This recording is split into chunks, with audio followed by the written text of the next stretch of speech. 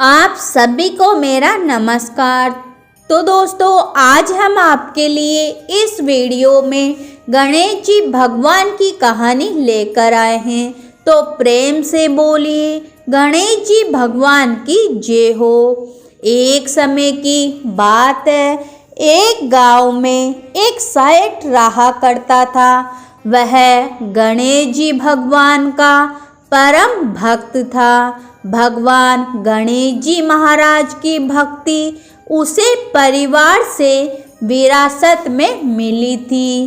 वह रोज गणेश जी महाराज को भोग लगाता, आरती करता, उसके बाद ही कुछ वह खाया करता था।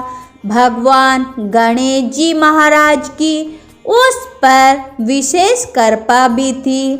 उसके घर में किसी भी चीज की कोई कमी नहीं थी।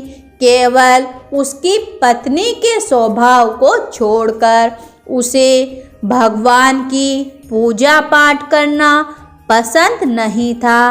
वह रोज सुबह सवेरे चिल्लाती और एक ही बात कहती कि क्या शोर मचा रखा है। रोज घंटी शंख बजाकर पूरा गांव इकट्ठा कर लोगे क्या।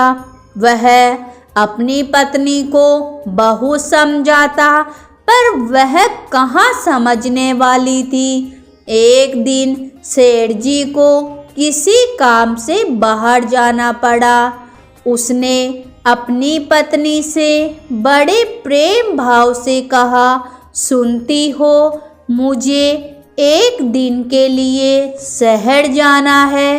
क्या तुम मेरा एक छोटा सा काम कर दोगी। मेरे प्रभु की पूजा पाठ कर लेना और उन्हें भोग लगा देना, नहीं तो मेरे प्रभु भूखे ही रह जाएंगे। सेठ की पत्नी ने सेठ की बात को सुनकर हाँ भर ली, लेकिन जब सेठ चला गया तो उसने एक उल्टी चाल चल दी। उसने सोचा, यदि गणेश जी महाराज को घर से बाहर निकाल दूं तो रोज रोज की आरती, पूजा, भोग और शोर शराबे की झंझट ही खत्म हो जाएगी।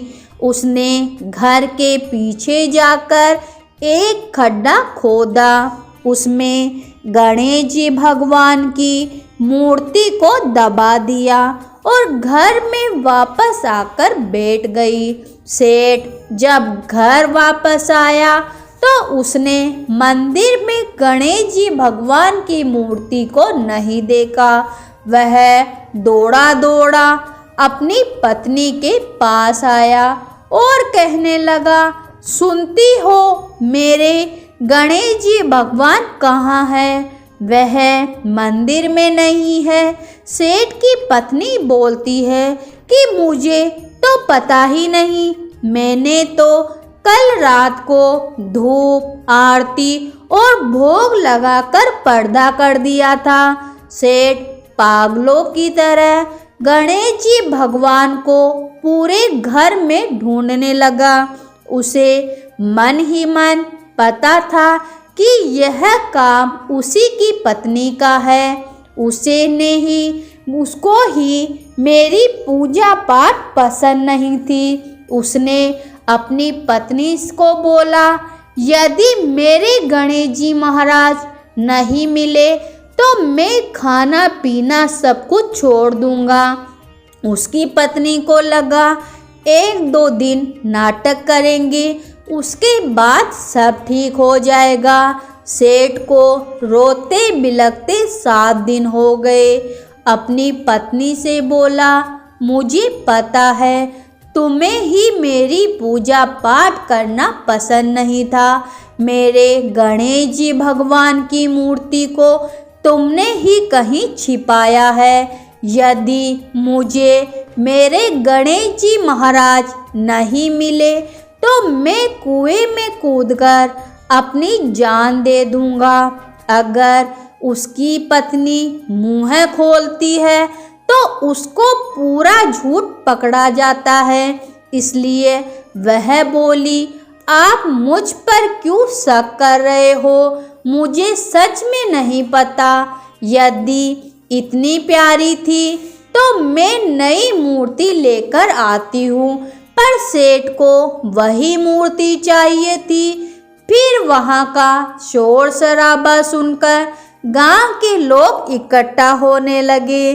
सेठ की आस्था गणेश जी महाराज भी देख रहे थे। वह भी अपने भक्त के पास जाने के लिए बेचैन हो रहे थे। उधर सेठ कुएं की ओर पाल पर चढ़ गया।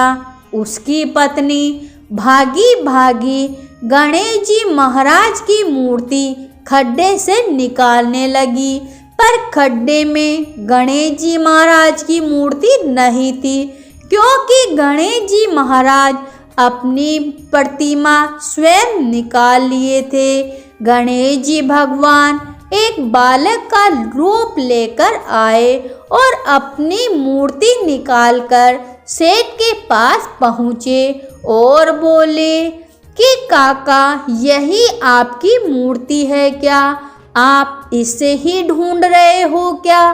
सेठ ने पीछे मुड़कर देखा तो एक सुंदर बालक के हाथ में उसके गणेश जी महाराज की मूर्ति थी। वह पाल से नीचे उतरा और प्रभु को गले से लगाया।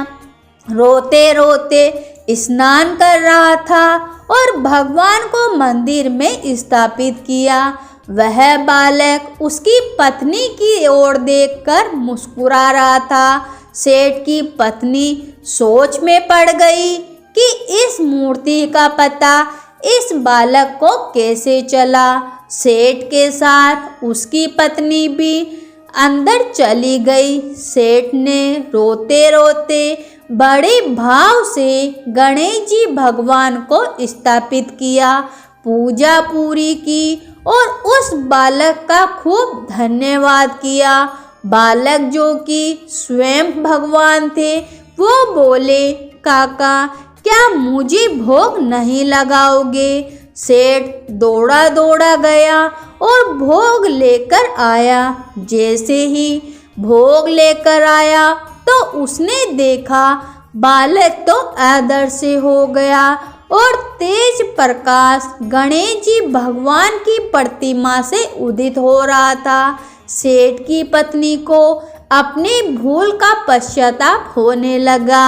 वह दोनों समझ गए कि स्वयं गणेश जी महाराज ही अपनी प्रतिमा को लेकर स्वयं स्थापित होने आए थे और दर्शन देने आए थे। दोनों भाव विभोर हो गए। उस रात भगवान ने उसे दर्शन दिए। इस प्रकार से सेठ की भक्ति अमर हो गई। दोस्तों, इस कथा को जो भी सुनता है, गणपति बप्पा उस पर परम कृपा करते हैं। उसके घर में अन्न धन की कभी कोई कमी नहीं आती है। इस तरह की और कथाओं को सुनने के लिए आप मेरे चैनल से जुड़े रहिए। गणेश जी महाराज आपकी सारी मनोकामनाएं पूरी करें, आपके घर में अन्न धन के भंडार भरे रहे। तो प्रेम से बोलिए, गणेश जी भगवान की जय हो।